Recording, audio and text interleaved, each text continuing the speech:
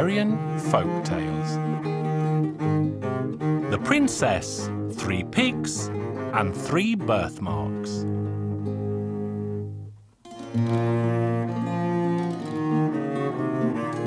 Once upon a time, there lived a poor man who had a wife. After a time, they had saved enough money to buy a piglet. They enjoyed rearing their piglet very much, but their happiness was not complete. They still did not have a child of their own. One day the wife told her husband, "I think I might be pregnant." "Maybe you are mistaken." After a few days, the husband said to his wife, "I think the pig might be pregnant." "Maybe you are mistaken. It must have eaten too much and its belly is fat." The months passed and their son was born. The man was happy.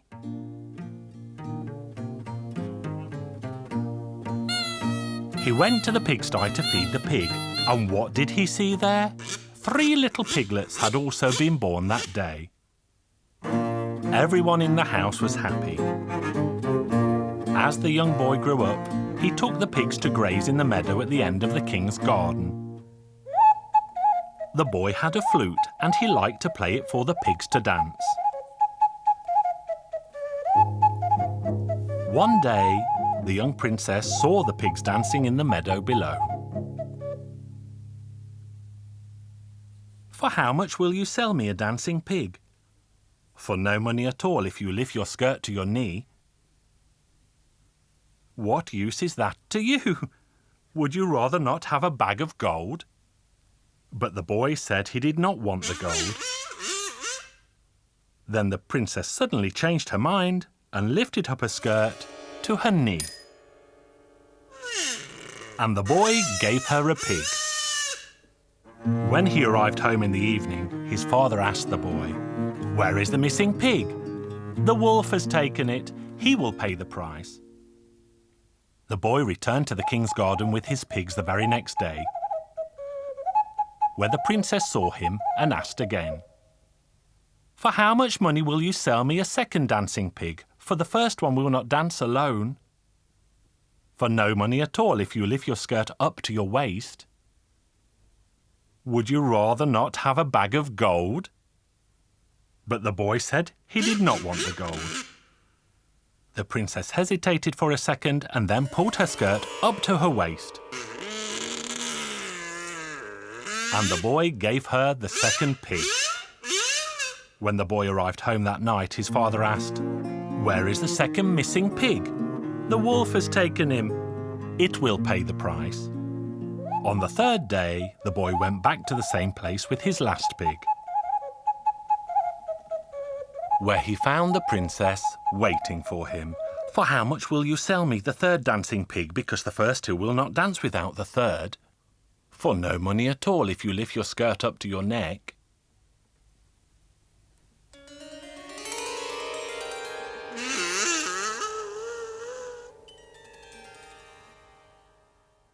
Then the boy gave her the third pig along with his flute.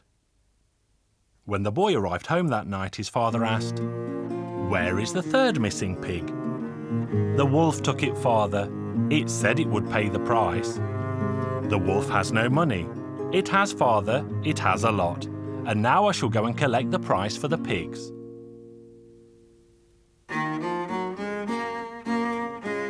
When the boy arrived at the palace gates, a guard asked him, "What do you want here, little boy?"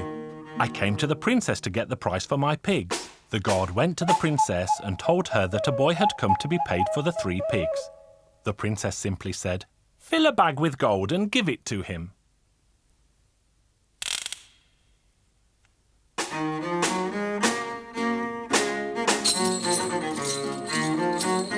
The boy arrived home again and poured all the gold out onto a table. The boy's mother and father had never seen so much money in their lives before. The next day, the king announced that his daughter had 3 birthmarks on her body, and any man who could tell him where they were could marry her. But any man who made a mistake would be beaten for his troubles.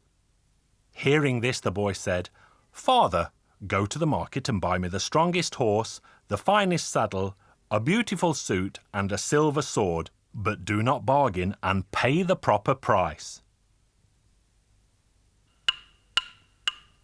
and off the boy set for the royal palace. As he was riding, he met a prince and a young baron, who asked the boy, "Where are you going, young knight?" "I'm riding where I like." "What is your name?" "It is what it is." "Look, let's ride with him, he knows a lot of jokes." And from then on, they called him the Joker. As they were riding, the sun set and they found themselves on the shore of a large lake.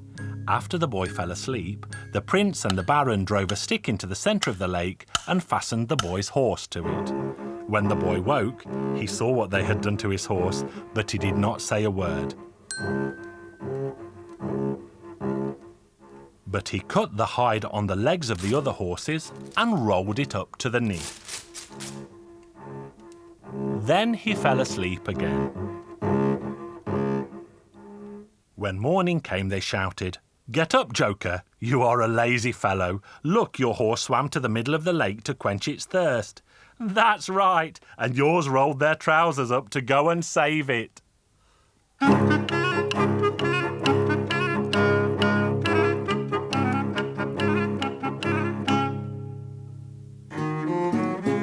All three reached the palace the next day. There were many princes, barons and gypsies gathered, but none of them knew where the princess had her birthmarks, and each received 60 strokes of the cane for his troubles. The baron thought it best to go in with the boy, as he might find out the answers. The boy said, "Venus is shining on her delicate belly." "That's right," said the king. "Why did you say that? That was exactly what I wanted to say." "The sun and the moon radiate their beams from her bosoms." "That's right," came the reply. "That was exactly what I wanted to say," said the young baron. The courtiers began to discuss the result. Their decision was that the princess and the 3 young men should go to the same bed, and the one she turns to will be her husband. And that's what they did. The boy had a good stock of sweets and cakes in his pockets, and he ate them noisily. "What are you eating?" the baron asked. "The heel of my boot." "Take off your boot and eat its heel." So the baron tore the heel off his boot and offered a part to the princess. "Please have some, my dear." The princess could not chew the leathery heel, and she kicked the baron out of the bed. Then she turned towards the boy, who gave her sweets and cakes. The next morning the door was opened and they saw that only the boy was in the bed, while the baron hid in shame. The baron got 60 strokes for feeding the princess with the heel of his boot, and another 60 strokes because he did not know the whereabouts of her birthmarks. And so the boy married the princess, and they had a fabulous feast, and all were invited, both rich and poor.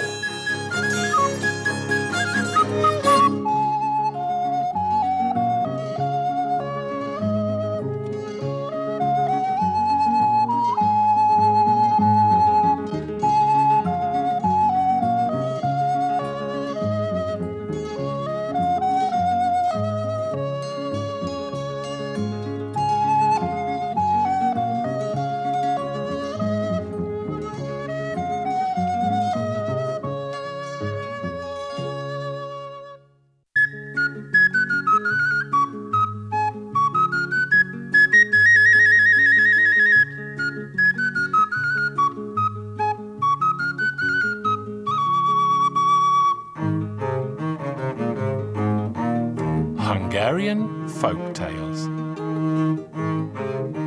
The Starry-Eyed Shepherd.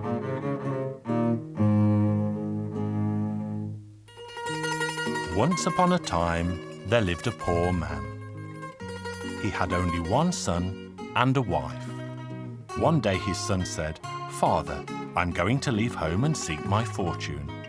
"Son, be sure to take the path where there's no mud." Then his parents gave the boy a bundle of food and bid him farewell. The boy walked and walked. He walked his way across 7 lands. He did not stop until he arrived at a lush green meadow, where he saw a flock of sheep grazing unattended.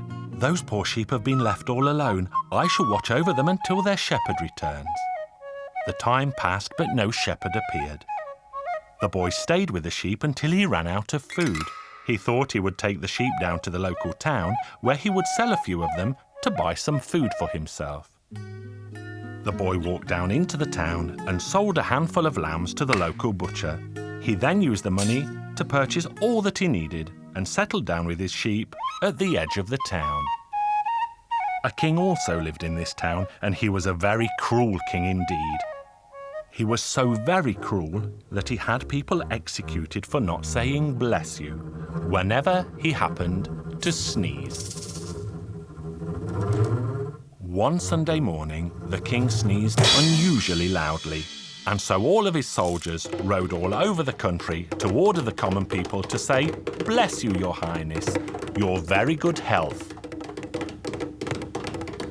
The young shepherd was still out in the meadow watching over his flock when the soldiers rode up to him and ordered him to bless the king, but he refused to obey until the king granted him the hand of his beautiful daughter.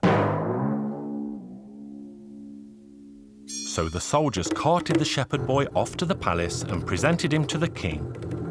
The king's beautiful daughter was also there when they arrived, and she liked the young shepherd, but said nothing of it to anyone. Then the king addressed the shepherd, saying, "Will you not bless me, your king, and wish me good health?" "I will not, your highness, even if you have me killed, though I happily would if you let me marry your beautiful daughter." "A lowly shepherd boy like you will never marry my beautiful daughter." Then he ordered his soldiers to throw the shepherd boy to the hungry wild pigs.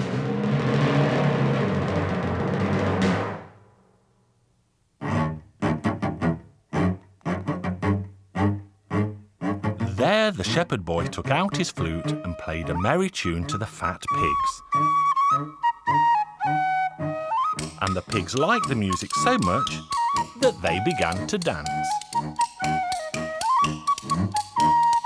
The shepherd made them dance until the pigs began to sweat and were all so tired that they fell fast asleep. Then the starry-eyed shepherd felt tired too and laid his head down for the night.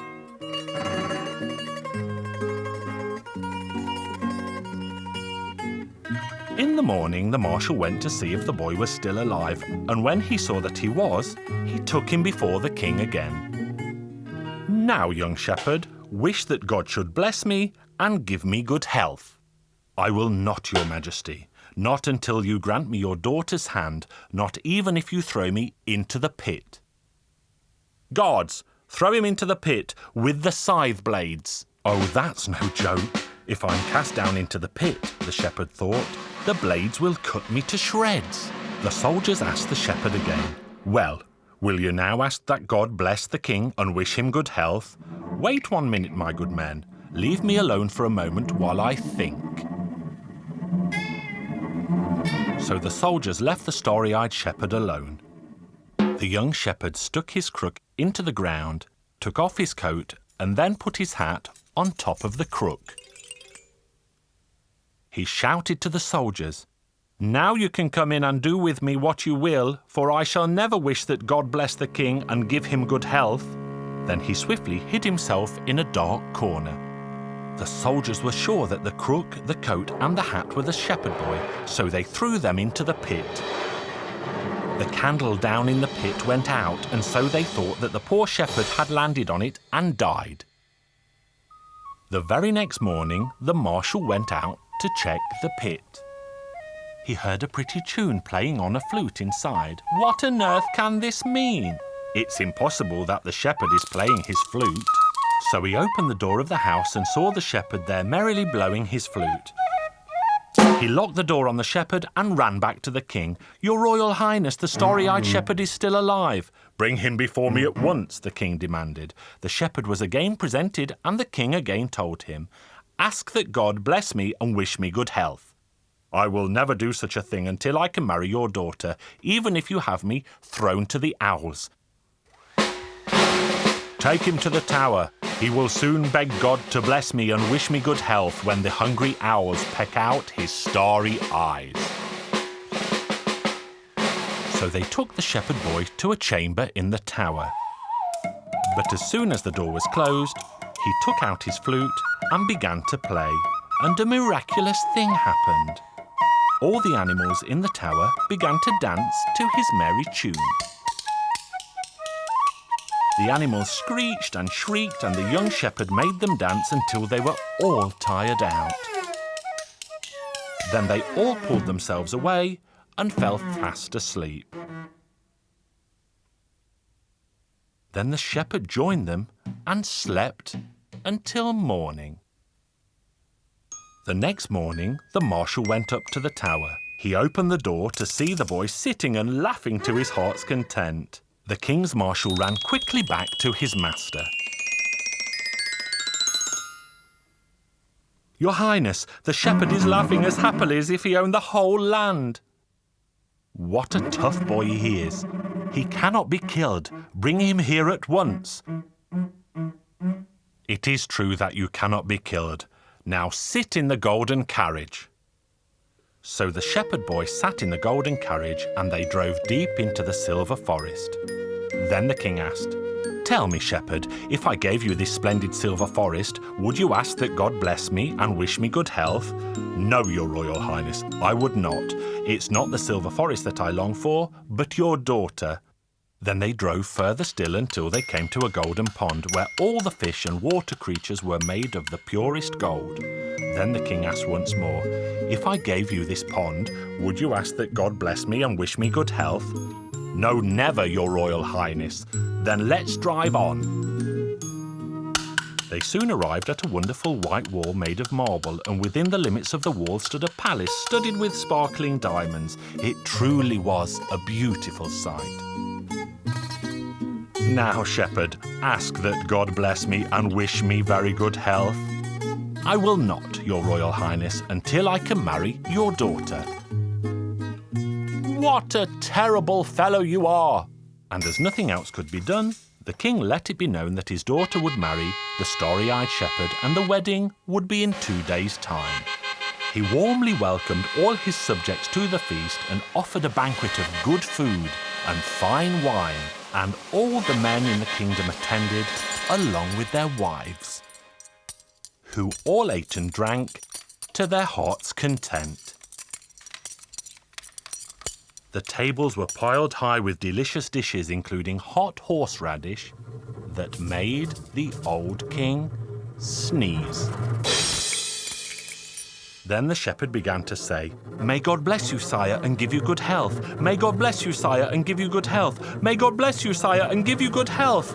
And he said it over and over until the king interrupted. "Stop telling me that, son-in-law. If you stop saying it, I will grant you all I have, my country and my kingdom too." Then the king gave all he possessed to the starry-eyed shepherd, whose poor parents moved to the palace, and they all lived happily ever after.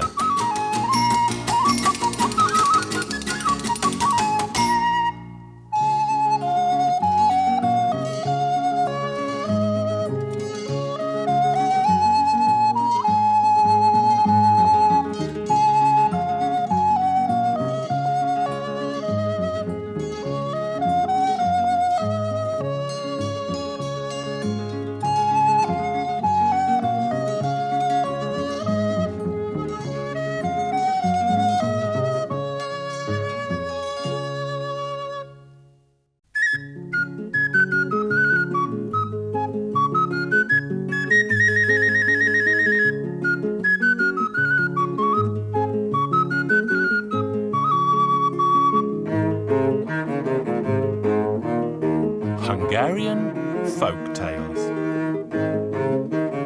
The Jackdaw Girls.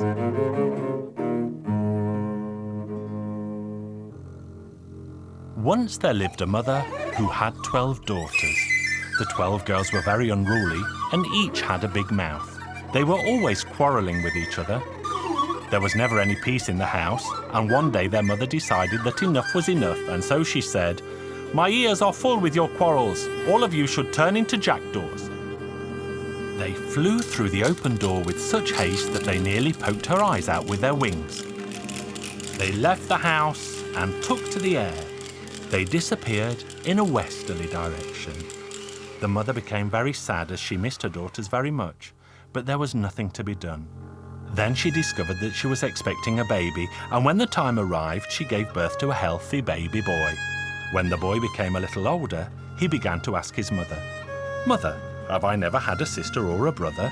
And his mother replied, "I have never had any other child except for you, my boy." But later on, the boy heard the talk in the village that he used to have 12 sisters who turned into jackdaws and flew away forever. "Mother, I have heard in the village that I used to have 12 sisters. I will not rest until I find them all." His mother tried to keep the boy at home, but to no avail. So then she filled a sack full of food and let him leave. As the boy was walking, he caught sight of a hermit's shack in the distance, and he arrived there just as the sun was setting.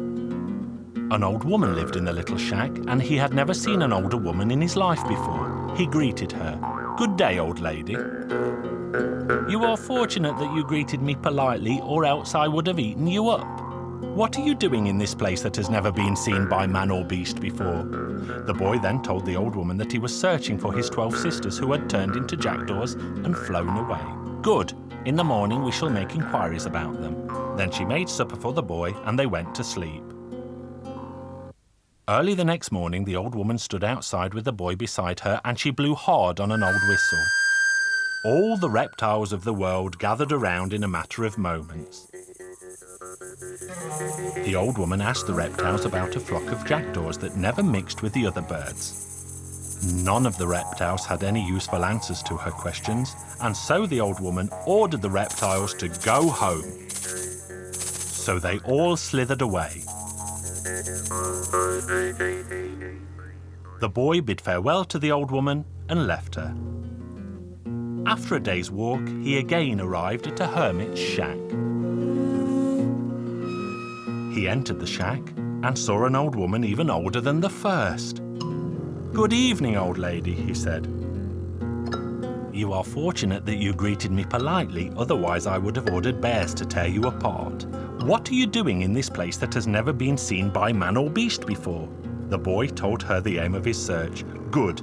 Maybe tomorrow morning we shall learn something more about your sisters." The boy went to bed and soon fell fast asleep.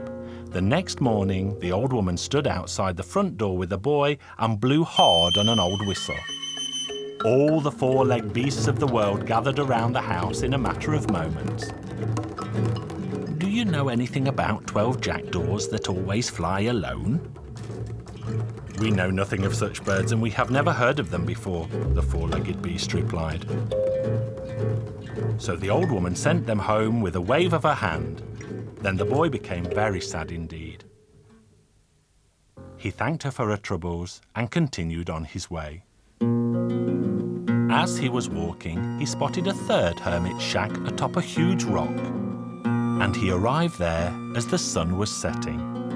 He walked into the shack and saw that this woman was even older than the two before her. "Good evening, old lady." "You are fortunate that you greeted me so politely, or else I would have had eagles tear you to shreds. What are you doing in this place that has never been seen by man or beast before?" So the boy told her the story of his journey. "Don't be sad, my child. I am sure that tomorrow we shall hear something about your sisters." Then she made the boy something to eat and made his bed. As soon as the sun came up, the two of them stood at the front door and the old woman blew hard on a whistle. All the winged creatures of the world gathered around the house in a blink of an eye. The old woman inspected the birds and then said angrily, "Someone is missing." Soon a raven arrived and one of its wings was bleeding. "As soon as I heard your whistle, I began to fly here, but while I was flying, I saw a tall red tower. Tower was so tall that it stuck up through the clouds. And the noise the jackdaws made in that tower was worse than anything I had ever heard before, so I decided to rest a while and listen for myself. People passing by made mention of 12 jackdaws. They said that they had been living there for some years now and never let anyone go near them. But as I was eavesdropping, a hunter came along and shot a bullet into one of my wings. That is why I was late to arrive." Yours was the story we needed. You other birds can go now. So now you know where to go. Your efforts will not be in vain. When you arrive outside the tall red tower, lay these bones down on the ground and think of me.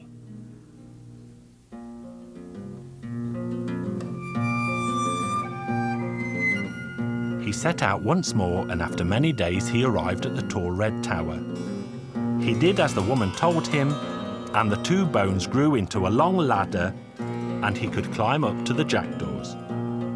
He entered a large room where he found 11 of the jackdaws away, and the 12th in the form of a girl. The others were away collecting food. The young girl was afraid at first, but soon she became braver. She showed the boy around their home and explained all that she knew. Then the boy confessed that he was in fact their brother, and he had found them at last. Then they heard the noise of the jackdaws flying home again. So the young girl said, "Hide yourself quickly, because if I am unable to explain who you are, they will surely peck your eyes out." So the girl hid the boy in the 7th room. The 11 jackdaws soon arrived home, where they did a somersault and turned back into girls. Then the eldest of all said, "I can smell the presence of a stranger." And she tossed furniture around in her frantic search for the stranger. Then the youngest girl calmed her sisters and said, "When we left our father's house, our mother was heavy with child. She gave birth to a boy. That boy has spent many months looking for us, and now he is here to take us home to our mother and father. I hid him because I was afraid you would do him harm, because you didn't know why he was here or why he had come." Then the girls went to their brother, and they all embraced him. Before starting home, they all swore to always be good from now on.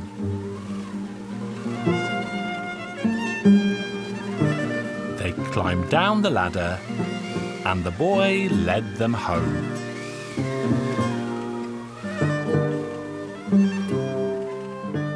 When they returned to the home of their birth, their mother and father were overjoyed to see their 12 daughters again.